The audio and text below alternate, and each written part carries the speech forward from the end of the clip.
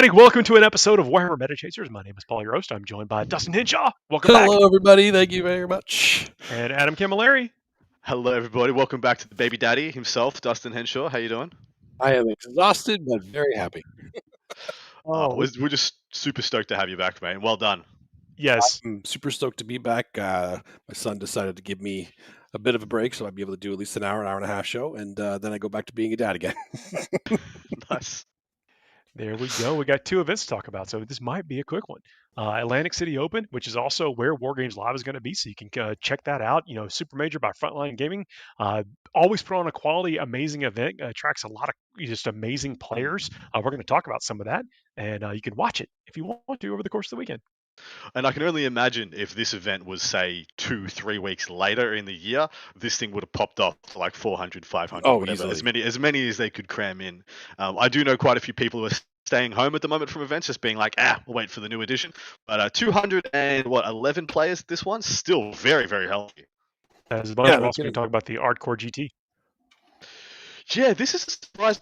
So I was just looking through, I was just trolling through the events on this weekend. I came across this one that only had about 20, 30 players initially on my first take, but that was happening in just south of Kuala Lumpur, Malaysia.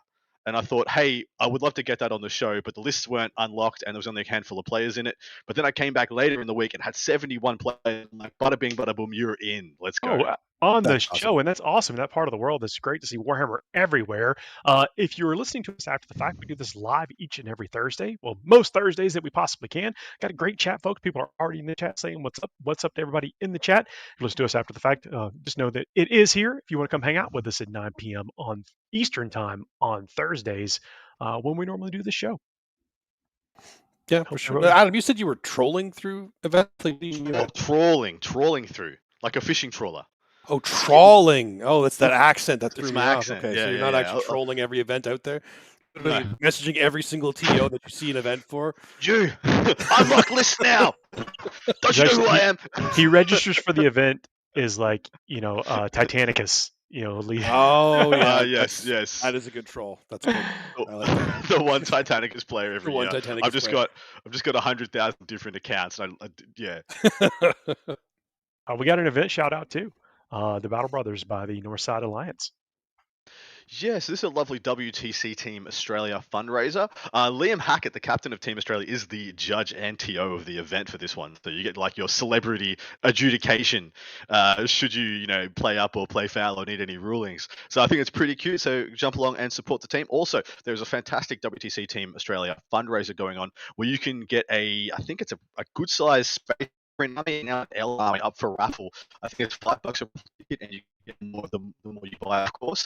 And they are in the Aussie green and gold colours. So even if you're not from Australia, it can be a cool thing to have on the shelf to have the Aussie repped up there, and might start a whole new collection for you. Man, I don't know how a lot of these TOs can do the prizes for raffles and give it away fully painted armies. That is just incredible whenever I see it. I love that. That is so cool. Good on these guys for doing that too. Yeah, even if the color scheme might be a little off. Boo. Your color scheme's the same as the English color scheme, so who the hell are you? Actually, that would be the direction of the lines. Yeah, direction. Come on, it's all about angles, man. Whenever you play 40K, it's all about angles. Yeah. All right. Shall we jump in, boys? Yeah, Atlantic City Open, which is in Atlantic City, New Jersey, here in the United States. 213 players, 9-round event.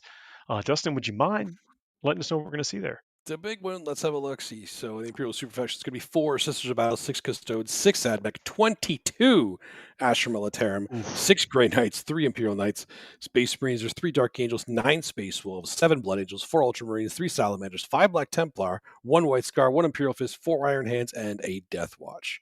Chaos, there's 10 Chaos Space Marines, 1 T-Sun, 8 Death Guard, 9 Demons, 8 Renegade Knights, Xenos, there's 7 Necrons, 14 Orcs, 10 Tau, 9 VOTAN. In the Hive Mind, there's 10 Tyranids and 5 G-Circle. Healthy numbers. I like it. Eldaria, there's 4 Drukhari, 1 Harlequin, 8 Asyriani, and 2 Ynnari. Meaning the faction podium is going to finish it off with Astra Militarum topping it off, of course, with 22. Demons in second with 16, and then Orcs in third with 14. Now, that's not as unusual as it seems. Last week, we also had orcs pretty prevalent on our podiums. In addition, don't think it was the week before, but I think it was the week before that. We had, was it a first place at a major for orcs? I think that's the first time we've seen that in about a year. I mean, orcs are a lot better than a lot of people give them credit for, and they'll surprise you. Point scoring machines. They are point scoring machines, absolutely. And even whether they're knobs or regular knobs, it's fine. They're just not. Just, yeah. Whatever, which one it is, they're knobs. They're not noobs. So yep, that's correct. Some interesting things to break down here. Naturally, that Space Marine internal balance is a bit off kilter here, with the Iron Hands being a little bit down representation, the Blood Angels being well up, and the Space Wolves being, of course, number one, as they have been most of the time. But an interesting one here is the T-Suns. The arse has completely fallen out of the T-Suns numbers. They would be, for most of this edition, they have been holding parity with their Death Guard and World Eaters counterparts, whether that has been in the, under 5, 5 or less lists per 100. They've still been all around parity there.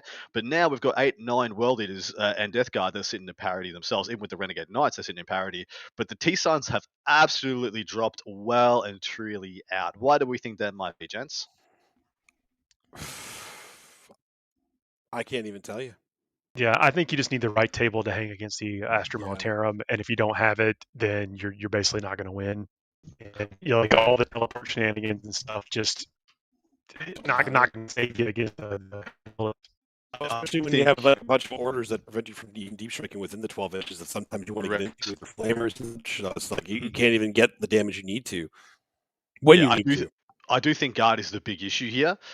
In fact, because T-Suns right now, the best T-Suns armies are just a shooting and psychic army. Like, that's all they do. Mm-hmm. And if that's all you do, that means you're getting shot for 5 turns by guard. That means you're dead. You are dead. And if you didn't go hard on spawn earlier and you don't have them now to use, you just wait until you gotta wait till the edition ships. But the thing is, though, spawn are down to units of 1 or 2 now in the new book. Is that correct? Or are they min 2? I can't remember. Someone told me you can't take a single spawn anymore.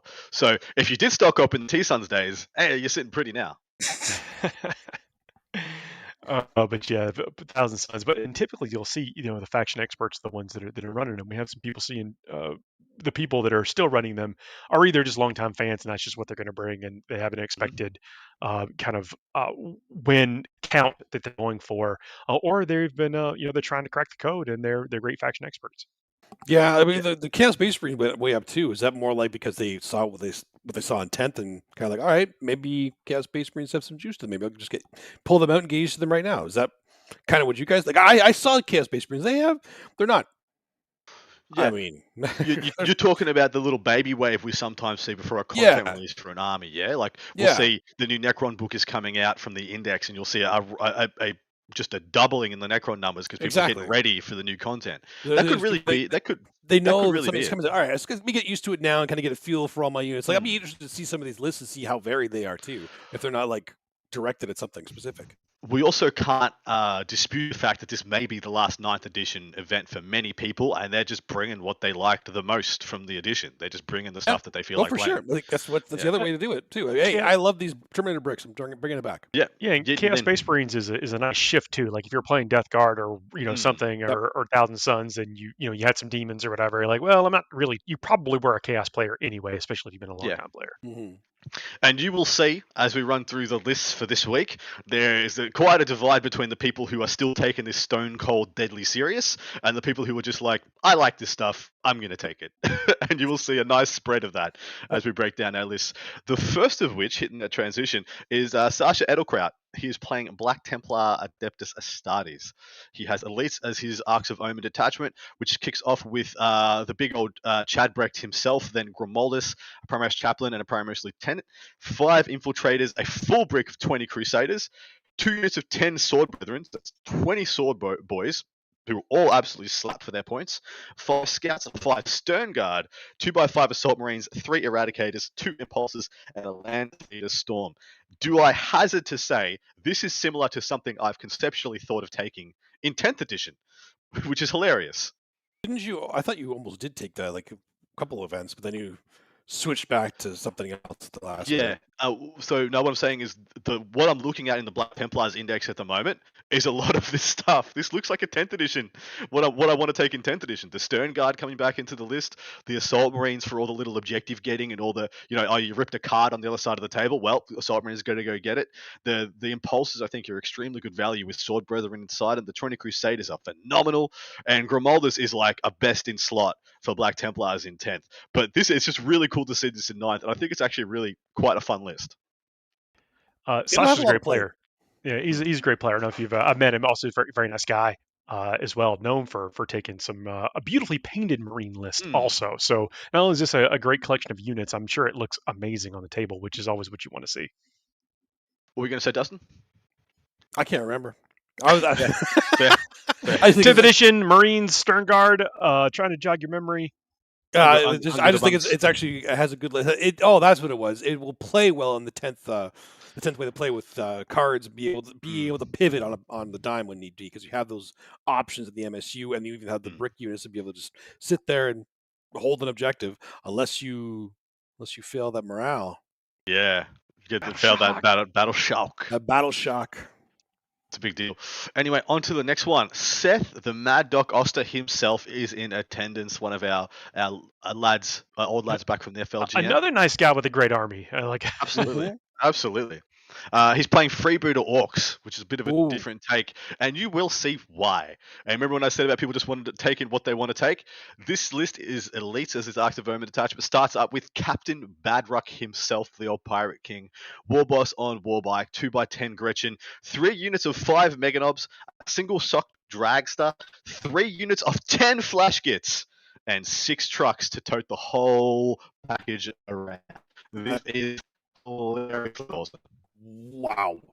I've never seen that many muskets on the table since ever. Only Mad Doc would have 30. It's true.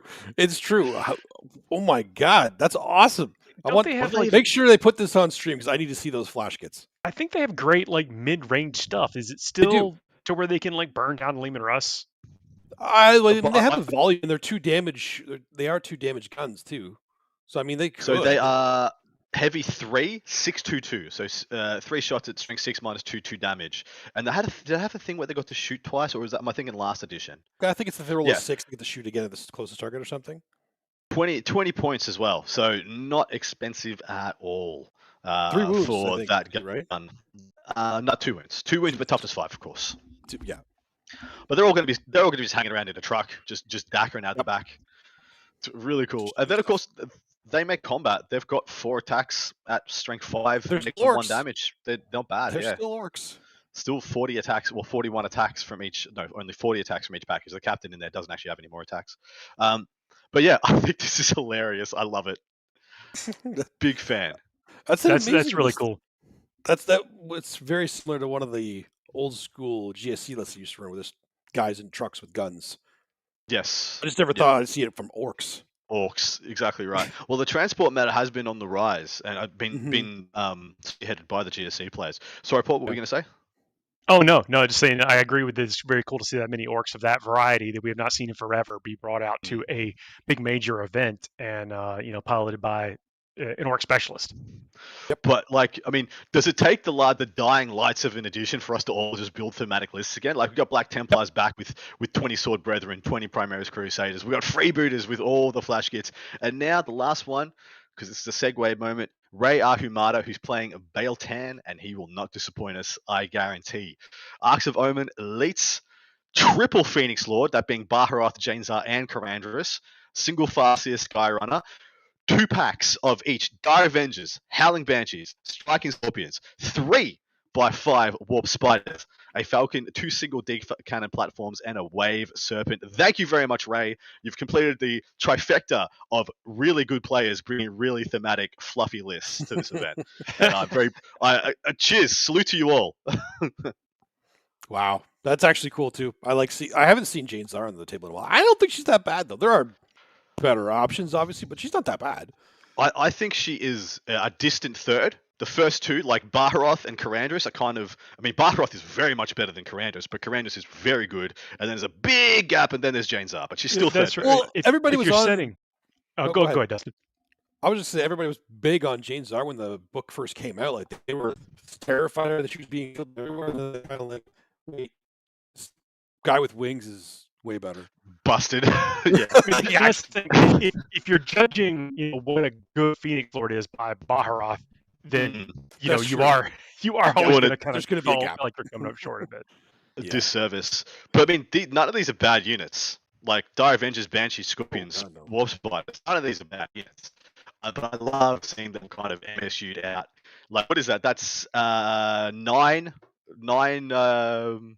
Phoenix. What are they called? Aspect Warrior units. Phenomenal. Love it. That I haven't seen Warp Spiders either. They have the good mobility. Their gun is a little lackluster, but in this meta, it's not terrible. Like they're really good into guard, infantry, and demons. They have a good profile for that. So I don't Agree. know. I've been trying to figure out what's going in the Falcon in this army. Oh, it'll be whatever is not in the Wave Serpent for close combat, and then one of them will deep strike. So I guess what Dire Avenger, probably Dire Avenger unit. Probably Dire Avengers that and the Banshees because the Scorpions will probably be infiltrating. Yeah, well, because the Dire Avengers are great because you deep strike them down in the Falcon, get out R&D, and blitz something with the shooting. So you kind of get to do it all with them, and you get to do a turn one as well if they've left you a gap. Falcon is a drop pod essentially for the Eldari, which does not often get utilized, but that is one of those things. You see it in someone's list, ask, hey, when can that come down turn one? The answer is yes. Yes. There is going to be a lot of that in 10th edition. Just pointing at random stuff. What's that one do? What's that one do? What's that one do? What's that one do? As you glaze over and it all just no, noise. I don't want to look at the data sheet. Just tell me. Just tell me. What's that special rule you used to have to spin to the command point for that's on there now? That's just free. That's a freebie now. Yeah. All right, Jess. Time to pick some winners. Yeah. So here in a singles tournament, we're either going to pick the faction or the player. Is what we think is going to win this thing. I'm going to veto guard from all of us. No one's allowed to pick guard because there's 22. There's over 10% guard at this event. Tiebreakers, it is. Yeah. All right. Who wants to go first?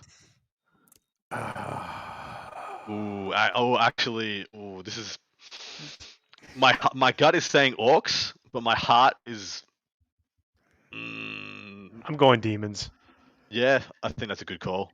Dustin? Yeah, I'm going off the rails a little bit. Maybe not too off the rails, but I'm going to say custodes. That was actually my tied for second pick. Demons. Let's go. Or I had a really hard time not picking orcs. I'm not gonna lie. On our follow-up show that we have just on the Patreon, we actually run through what has happened over the course of the weekend, and we give ourselves points based on how close we came to what the actual outcome is. No spoilers as to who's winning or has been historically doing well so far. You gotta tune into that show. I will meme on myself a little bit. So when you're not on the show, like Dustin was too busy having a freaking baby, you default to your meme option. So Dustin got to pick GSC automatically for every event, and he scored more points than me last weekend. He got more than me. I was on the show. I was actively picking, and Dustin still did better than me. So I did. I got wrecked. and if I wasn't on the show last week, I would have done better than myself. You would have done better again, yeah, because there was a single event that had first and third for Angels. Funny as hell. So the thing is, like, days are lean for Dark Angels right now. If I wasn't here, I'm getting donuts. Like, we can't do the show without you, though, Adam. So that's right. I'm safe in that knowledge. So anyway, I picked orcs. Dustin picked custodians, and Paul picked demons. You'll have to jump over to the Patreon to tune in and see who takes it and who wins. And that episode on Patreon right now is sitting about the 15 to 20 minute mark, just simply because we're doing recaps. As we get into 10th edition, we're going to be doing unit and army deep dives for the winners. Like, why did they win? What makes this good? What are the special rules they're leveraging, etc., the stratagems, the enhancement, what makes this army tick? So if you want to learn 10th edition from the perspective of what is winning events and getting, list breakdowns from hopefully a very high level, jump over to Patreon, Warhammer Meta Chasers over there, and get involved at one of our 3 amazing tiers. The first one is a $3, just slap down, you love what we do, you want to support us. There is a $10 tier and a $15 tier if you want a bunch of bonuses, want a bunch of perks, one of those being that full second part of the episode. So yeah, jump over and enjoy and support us if you are so willing. Gents, what's the next event? Yeah, oh, you actually hit the sponsor segment really well. This is where we would normally put a sponsor, but we're sponsoring ourselves. And that's actually technically y'all are sponsoring us. So thanks for listening. Thank you. And that's the segment. The next one we're going to be talking about is the Hardcore GT. At the end of this one, before we wrap up the show, we have like a palate cleanser segment after we talked about all the crunchy stats. We got something we call the Fuego Rapido. You want to hang in here for the whole show to hear whatever that ends up being. 71 players, 5-round event. And this is from south of Kuala Lumpur. Yes, thank you. Malaysia. Which is incredible, all the way on the other side of the world. Like that's awesome to see the event this big, no less, showing up there. So I'm curious to see what the meta is like over there. We've seen players like really trying to build out communities in their areas, and if this is a result of that, or 1 or 2 people, and you happen to hear about us talking about you, give us a shout out on some of our socials and let us know what's up, because we definitely want to know more about these regions where we have not historically gotten a lot of news from.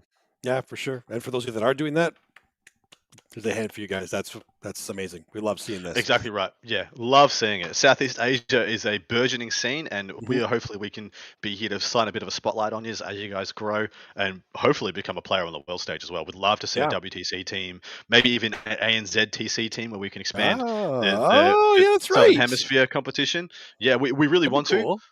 And we've been working with some people over the last couple of years, but COVID had kind of got in the way with that. So we're hoping to pick it up again. How cool would it be to be like, we're just like the Australasian team championships. New Zealand, a couple of teams, Singapore, Malaysia, Philippines, Indonesia, all these teams coming to the table. Hey, that'd be a great way to go through the ringer and get like really hone your skills over there from the Asian teams. Yeah. The Australian, New Zealand teams, they're tough, but you never know. Maybe these guys come over and kick your butt. Like, well, that's the thing, right? You could have a bunch of absolute sharks over there, and you'd never know. Yeah, until it's too late. I'm actually fully convinced that the best Warhammer player in the world is just someone who plays in their hobby room. Oh, dude, almost certainly. Sure. Like, yeah, there's always jokes like the best swordsmen in years gone by would joke about how like there's probably some guy on like a frontier garrison who would just chop me up like old liver, and this guy's just winning sword fencing matches in like palaces in France and stuff. Anyway. That's it. 71 players, 5-round event. What are we going to see there? Well, let's have a look at what the meta is over there. So the Imperial Super Faction, there is 3 Sisters of Battle, 3 Custodes, 1 AdMax, 7 Astra Militarum, 1 Grey Knight, 1 Imperial Knight. Nothing too surprising there. Space Marines, there's 2 Space Wolves, 2 Blood Angels, 3 Ultramarines, 2 Salamanders, 5 Black Templars, and 4 Iron Hands. Okay. Chaos, there's 2 Chaos Space Marines, 2 Death Guard, 4 World Eaters, 6 Demons, and 2 Renegade Knights. Xenos, there's 3 Orcs, 4 Tau, and 3 Votann. Hive Mind, there's 1 Tyranid, 1 Cheese, they're called. At least they're both represented. I'm happy. That's fine. Yep. The Daria, there's 1 Drukhari. check. 1 Drukhari, 5 ASURYANI, and then 1 Ynnari. Meaning the faction podium is Astra Militarum at 7, Demons at 6. So the top 2 are not any surprising, although the gap is not very big. And then the ASURYANI and Black Templars tied in third with 5. The Black Templar is surprising. Yeah. Black Templar is a little surprising. It's still a Marine, but being Black Templar is surprising. Yeah, there might be it might be one of those cases where there's a really strong Black Templars presence or player or whatnot, and they get a bit of a groundswell, of people just being like, hey, I like what they're doing. I would like to do that too. So we see it happen all over the place. Like you see, there'd be a lot of strong GSC players. All of a sudden, there's no GSC, then there's 1 strong GSC players, and then the cult uprising occurs, and they're freaking everywhere, and nobody is happy. Don't you lie to me, Dustin. Oh, I would never deny that. Nobody's happy when the GSC uprise. They teased some of the things that GSC did, and everybody freaked out. We didn't even do anything yet. What do we think about the ASURYANI making the podium? I am not surprised. I feel it's just a common army that a lot of any meta will have them in pretty high volume. Look awesome. They always seem to do well enough, Their fluff is cool. They have a lot of different variations of ways to play. They can do close combat. They can do shooting. They can do psychic. Like they can do everything. And legitimately, if I was to go back in time and tell little Adam the army to play that was always going to be strong, like, hey, pointy is the way to go. Oh, for sure. Never- For sure. Yeah, never been in an edition where Eldar hasn't been amazing. There are some other little bits and pieces here. Like we said, the Templars is a bit of an outlier. I don't think I've ever seen Templars as the number one take. I've seen them as like the second or third behind what I would assume right now would be Space Wolves and Iron Hands. But now they're first, and Iron Hands are second, so it's not too far off the beaten track. Some cool little outliers here: 3 Sisters, 3 Custodians are kind of nice. 3 Orcs, 4 Tau, 3 Votann. Good healthy numbers here. 4 World Eaters as well, which would have been our 4th place podium. Would have been World Eaters and Iron Hands. Yeah, if I had gone further down the trail. But yeah, it shows that like kind of no matter where you are in the world, the strong things are still like recognized. Like strength is recognized. Because I mean, Guard and Demons 1 and 2 it has been pretty much the tale of the last kind of 3 months. Oh, for sure. Yeah. All right, let's jump into some of these lists now. Enunciation is not my strong suit. Huge, massive caveats. In fact, we should get like a big thing we can put on the screen, like a stamp. That's like we are not trying to intentionally butcher your name. Correct. No matter where you are from. You're trying so hard to do it right. I mean, no insult. I'm doing my best. I'm just bad at this. First one though, Adrian Fu. Here we go. He's playing Astra Militarum Born Soldiers. He's got heavy support as his Arcs of Omen detachment. Now, reason I put this list out is to show you that maybe this is in Malaysia. Doesn't freaking matter. Good list is a good list and will pop up here, there, and everywhere. Death Corps Marshal, Lord Solar, Caden Command Squad, and a Tank Commander. 10 Caden Infantry, 2x10 Cassicans, 5 Scions, 3 Armored Sentinels, 1 Scout Sentinel, 3x3 Mortar Heavy Weapons teams, 2 Lehman Russ Plasma Executioners, a Rogel Dawn, and a Chimera, and you could see that list on the table anywhere across this wide world now. Yep. You can see it on the top table of any event across the wide world as well. Easily. It's just like it's that a lot. a solid list. Everything you need, everything that's good. Double up on things that are really good. Correct. So what is it? Tank Commander, 2 Plasma Executioners, so 4 Lehman Russes, a single Rogel Dawn, the Mortars, the Sentinels, the Cassican. It's got all the players, right? Yep. It does. Nice. It has everything. Like everything it needs. It does have the Chimera, which I've noticed a lot of Guard players don't use the Chimera with like the Cassican. I actually really like it though. I think it is as well because I like the Death Corps Marshal going in the Chimera with the Cassican. So the package disembarks together and they pop off an order. I think it's a big deal. I think it's really good. And they have a way to shoot and then get back in, don't they? I Correct. swear they do. Yep, yeah, correct. Like that. Like why wouldn't you do that? Oh, little, it's amazing. Oh, yo-yoing. Yeah. Real spicy. All right, on to the next. Zi Yang Ao, playing Leagues of Votann, YMYR Conglomerate. Once again, heavy support as the Arcs of Omen preference. Brokir Forge Master, a High Carl, 10 Warriors, 2x5 Zerkers, 3x3 Pioneer Bikes, 2x4 Thunderkin, and 2 Hecatons. Once again, a very strong singles list that you could see on any table in the world. What do you think of it, guys? I think it's pretty straightforward. It's got the Thunderkin, got the Pioneers, got the Hecatons, Berserkers, Hearthkin. Like some people take them, some people don't. They're fine. I would never spam them, but having a squad of them is fine. It seems like that top end core though is there. I mean, like the workhorses of the army is there, and maybe they're making a choice, based on the models they have, or maybe that's what is working for them to hold on to some objectives more often. Because really, what we've seen with the Leagues of Votann is they are a great list, but they're not really winning tournaments. So maybe this is what this player has done, is to figure out what wins them more games consistently, is changing up some of that, couple of units here and there, might be the lower end. Yeah, for sure. Yeah, I agree with that as well.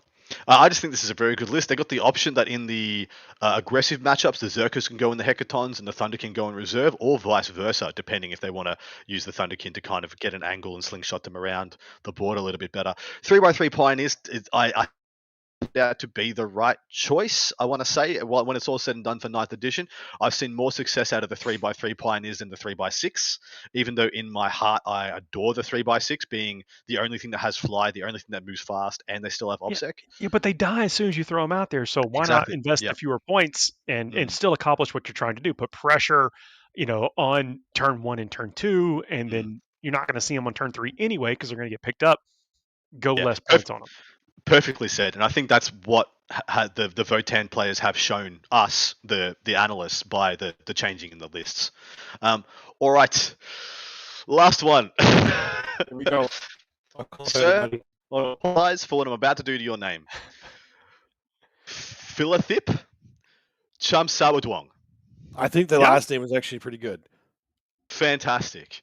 Tau Empire Daleth Sept.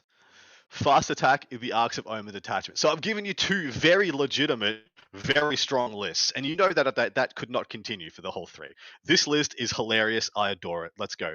Anvar, Cadre Fireblade, Crisis Commander, an Ethereal, and a Kroot Shaper. 10 breaches, 10 strikes, 10 Kroot. 4 Crisis Suits with 5 markers and 5 shield drones, so almost as thick as it gets. 2 Krutox Riders, 3 Stealth Suits, 2x4 Kroot Hounds, 1 Piranha, 2 Devilfish, and get this, hope you're sitting down, 30 Vespid. 3x10 Vespid. That's a thematic choice for the Deleth, I believe. You don't arrive at that by accident. No, you don't just be like... How does he even have 30 Vespid models? They've got to be like custom built or something. Agreed. I mean, I would not want 30 of the current sculpts in my possession. Yeah. Unfortunately. But I mean, because they have wings and stuff. There are a lot of cool wings out in the modeling world. You could make some really cool conversions. But maybe he likes the original ones. Maybe he 3D printed some himself. I don't know. But the 30 Vespid, I have never seen more than 5 on the table before. Me either. Sorry, 6. They were R&Ding 6. So, but they're only 12 points a model. They move 14. They only hit on 4s, but their toughness 4, and their gun is very legitimate. It is assault 18 inches, 2 shots at strength 5 -3, 2 damage. Yeah, that's actually a good gun. It's 20 That's shots. the thing. They've always been just kind of good. So They maybe always taking the max of them, or at least some large quantity of them, may have its own quality attached to it. So I just want to point out that is almost the exact same profile as the Flash Kit gun. It is. It's true, isn't it? I'm telling you, it's the Lehman Russ Destroyer. That's really funny. So for those who don't know what Daleth gives, it gives you cover. Essentially, infantry units that are not within engagement range just get cover when they get shot at, which is kind of big for the Vespid, who now get to have a 3+ save instead of a 4+ save.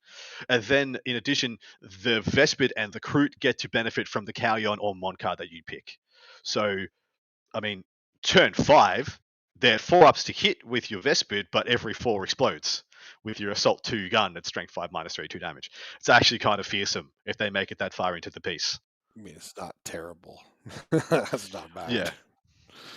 Also, they got because they still are like T4, which is tough, like the toughest infantry aside from the suits that they have.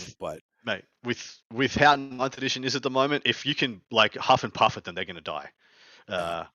Yeah. They have the outflank stratagem as well, which means 1 CP you can just chuck a core or auxiliary unit back into reserve, so you can kind of keep refreshing the Vespid if you wanted to. That's true. That's a cool take. I actually like this list. I like it as well. Yeah, I think there's a bunch of stuff you could remove to make it more savage, but this is very thematically fun, and I think it's really cool. What do we think is going to win this thing? Vespid are winning for me. I'm chucking in Tau. Let's do it. Tau. There you go. No hesitation. Slapping it down. I'm still not going to go with Guard. I just don't want to. I'm actually going to say VOTAN. World Eaters for me. Nice. Good picks, boys. So I went with the Tau, Dustin with World Eaters. VOTAN. VOTAN. And Paul went World Eaters. I mean, this is always a fun one doing an event like this where we literally know nobody in the field, know nothing about the meta, don't know anything about the terrain. Well, we're going to learn. We are. We're going to learn together. And if you happen to be listening to the show after the fact, let us know what's going on over there. Again, really sincere ask. Definitely want to know what's happening in that part of the world as far as the Warhammer goes. Absolutely, please do reach out to any one of us. So just Adam Camilleri on Facebook. What's the best way to reach you, Paul and Dustin?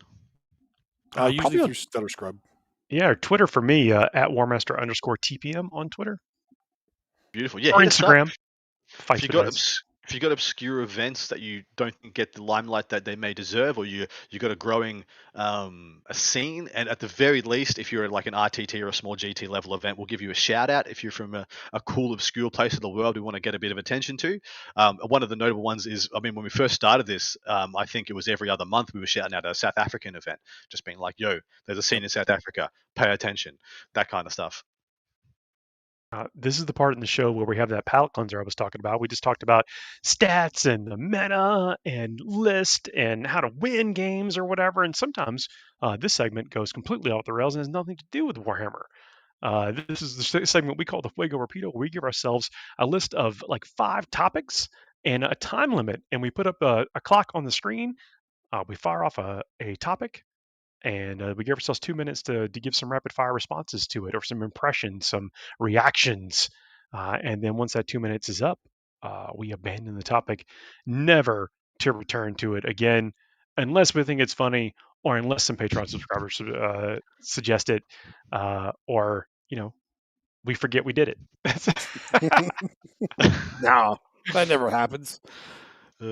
Sometimes these have a theme. Yeah. All right. I can kick us off here. Sure, go for it. Yeah, here we go. What is on the barbecue for this weekend? Go ahead, Adam, because you have the whole meme associated with where you're from. It's got to be shrimp, right? Shrimp. No, it's actually lamb this weekend. I'm actually going to be barbecuing some lamb. Oh, okay. So Yeah, legitimately. Way to not be a stereotype. Jeez. Well, funnily enough, like seeing how little lamb like other places in the world eat, like in the States, you can't buy it. Like it's not a thing. But like we eat so much lamb in Australia, so it's actually like a lot of the time as a lot of the other cultures that have come to Australia as well, like in the big mixing pot we've got so many lamb kebabs and all sorts. Slow cooked shanks, and yeah, do they thrive there more or better, or is it an instance of where just like cows are harder to do down there? I think it was how much meat wool was a huge export of Australia, like the wool industry, same as New Zealand, because New Zealand has like amazing pasture for sheep and whatnot. But I think it was because it's the sheep is the biggest yield per like square kilometer or square mile or something. I think it's a bigger like meat yield than cows, and I think because we're a poorer country at the startup that we just needed the most per area. Yeah, there's a nice ecological lesson for you guys that are listening to this. This is perfect, right? There you go. learn everything. Sorted. You learn 40K about ecology in Australia. Even if I was wrong, you should just agree with what I just said there. Even if he was wrong, he's right. So it's correct. It's fine. For What's me, on your barbies? Top sirloin. Oh, always. Burgers over here. It's gotta be. That's why we had to have Adam go first. I don't know how much time we had, but ours were going to be pretty. What's your burger? I figured it was gonna be like hot dogs or burgers or somehow taco meat. Yeah, Americans lose their mind over their burger mixes. What's yours? Oh no, I typically just go with an 80-20, but I season it. Oh, but you'll never know what the seasoning is because we're out of time. Yeah, Fuego. Yeah, have to do another Fuego for that one. Which Primarch would you want as your dad? This is a terrible question because most of them just don't seem to care about you. Yeah, horrific. Yeah, that's true. Actually, probably the best one I can think of would be Kasara Khan. Why? I think because he's always really good to his dudes. He always looks after them. He legitimately was like so heartbroken when there was that little uprising in that book that I can't not spoil now. And like he genuinely just always had a lot of care and a lot of faith in his. Is Kasara Khan actually a Primarch? I thought he was the chapter master. Oh, apologies. How dare you? What's Khan's Jagatai Khan. Jagatai. Oh my god. Sorry. So sorry, Jagatai. Please forgive me. All three White Skies players, please forgive me. Guarantee you, only one of them actually knows that too. White Skies has some cool characters. They do. Have some cool they really do. Sure. Actually, I really like their aesthetic too. But wait. Is it actually Kasara Khan that's like that, or is it? Were you just thinking of? I was thinking of Jagatai. Yeah. Okay. So because I didn't know that about him. I actually don't know any of his lore, other than the fact that he exists. Oh, I'm trying to think of one that's not Sanguinius because everyone knows my pick is Sanguinius. There's no way it wasn't Sanguinius. Father. There's no way. Yeah. he would just like make you do really weird stuff to make sure you're ready. But he cares. He He's cares. one of the few that cares. He wants to make sure that when you go into battle, you kill a lot. Yeah, I'm trying to think of one just didn't just like run off, like leave to get some milk or whatever, and never come back. It's which one didn't? Korax was pretty. Oh, Korax was pretty good to his lads. He was pretty good. A bit mopey, like. Oh, Korax. Yeah. I thought you said Cur. I thought you were saying Curs. I'm like, Curs. Yeah, no. Curs. Kill him. Fratricide or infantricide, whatever it is. Yeah. Who in 40k lore tells the best dad jokes? It's got to be Lehman Russ. Probably right. Valkador could be up there too. You think all the Imperial Guard? You think the Imperial Guard guys have good dad jokes? I don't think so. Ooh, yeah. Surely. Yarick, probably. Oh no, or Creed. You know still who all honestly, the Imperial Guard guys. Yeah. Do you know who it honestly probably is? It's probably like Gaz or something. Yeah. Gaz would probably have a really good dad joke. Gaz would have like a reel, and then he'd stare at his boys until they laughed. Like he wouldn't know it was a dad joke. Like he would like have the best sense of humor of things that he said, and they were hilarious. People would always laugh, but he would never understand why because he wasn't joking. Everyone would look at Makari, and if he's laughing, they're laughing. They're laughing. Yeah. Was that a joke? But like the premise of a dad joke is something that the dad finds friggin' hilarious that no one else does. Yeah. Dorian says Angron. It's a Angron. You know what?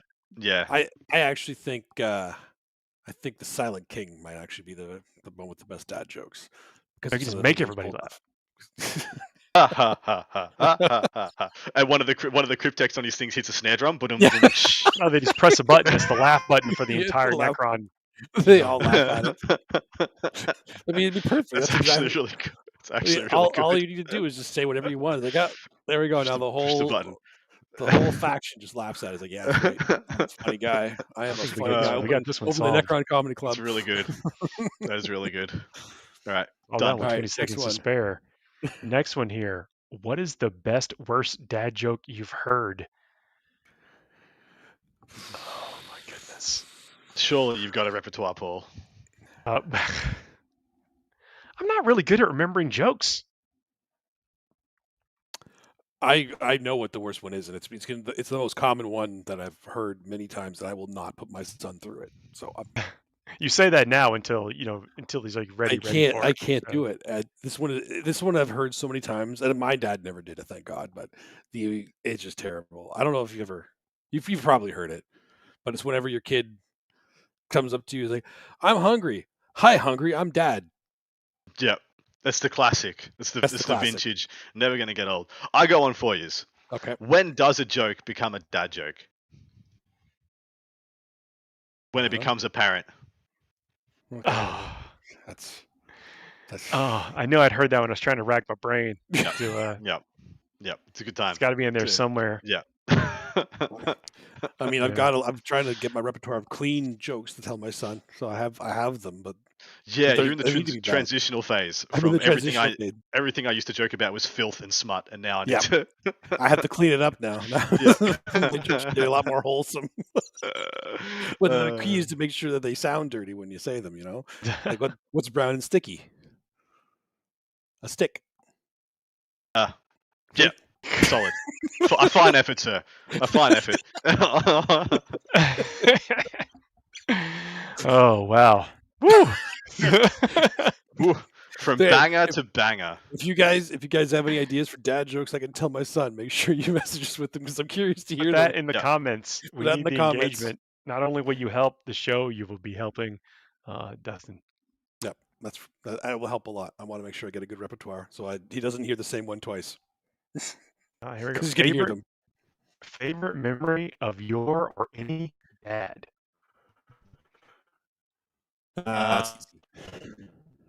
Yeah, go for it. Let's try not to cry also. I'll try not to, but no, that's fine because I actually have the picture. If you have me on Facebook, there's a picture of me doing this. Yes. I wasn't even, I think I was maybe 1 year old, couldn't really speak, didn't understand what was going on, but I have a controller in my hand and I'm playing Bubble Bobble with my dad. And it was like, as a kid, I was just the happiest kid ever just doing this. I had no idea what I was doing, but I saw a thing doing a thing on a screen because I was moving a joystick and my dad was playing with me. And it was just, then I have that captured forever in photo form. And I'm going to try to recreate that with my son. Obviously not with Bubble Bobble, Beautiful. but I love that. That Could was be a Bubble great Bobble? memory. Bubble Bobble. It could be Bubble Bobble. Yeah, I love that game. Great game. Real quick, I love seeing my sons like in an element of them doing something that they obviously love doing, Mhm. or something that when they're just showing off, their personality. They're not showing off, but they're doing something, that they just really love and want to do. And it really makes me happy that they're, being, they're people and getting to express themselves and that kind of stuff in ways that is nice. Yep. Adam. We once had a tree, so we lived on a little farm with about 10 acres. We just had a tree fall down right at the back paddock, and my dad drove out his little Land Rover, his little paddock bashing Land Rover, and went to tow it back in so we could chop it up next to the firewood pile. And me and my brothers just started climbing on this thing as he was dragging it back and kind of playing gladiators and just kind of throwing each other off this branch as we all tried to cling onto it. It was a whole tree. That proceeded to be the next 6 hours of my dad just doing laps of the back paddock while we kicked the crap out of each other, hanging onto this now completely destroyed half of a tree. And that is one of my finest memories because my dad had this thing he wanted to do, and then he saw his sons were having good. He's like, "Yeah, this is what we're doing today. Off we go." Yeah, it was fantastic. Very nice. Very nice. That's our show this week. As we start to close out the edition, I don't know if we'll call that our season. Who knows? But we're going to be creeping in with basically no rest in between when the next edition fires up, and we're going to be bringing you all the coverage from those events to see what is forming up and gelling out there. There are some big events scheduled pretty soon after Yeah. we get this change. So I've just had it confirmed that most of next week is still going to be 9th. I just hit up the Bristol Super Major. Zach Addington's just messaged that he's going to be playing 9th, and a bunch of other events will be playing 9th next weekend. There is the chance that we will not have a show next weekend, that we will take that week off to revamp a couple of things behind the scenes, but then it will be full ball ahead. Massive deluges of content on both sides of the paywall for you, and hopefully you will come along for the ride. Yeah, we Please need don't to forget. keep track of this because there's a lot could be happening in the next little while, and Meta's not going to chase itself. So Yeah, exactly right. Exactly. Hit the nail on the head. And don't forget to like, share, subscribe. Leave us those 5-star reviews. Thanks for everyone that has. No matter where you found this podcast, you may, in your podcast aggregator, there may be a 6-star review. In that case, please pretend that I said leave a 6-star review. Yeah, do that one. Leave over to the max review stars you can. That's a hassle-free way to interact with the show, and it tells the aggregators that the other folks should be listening to us as well. It means a whole lot to us. Leave some comments down below, and we will see y'all real soon. Thanks for tuning in, everybody. See you guys.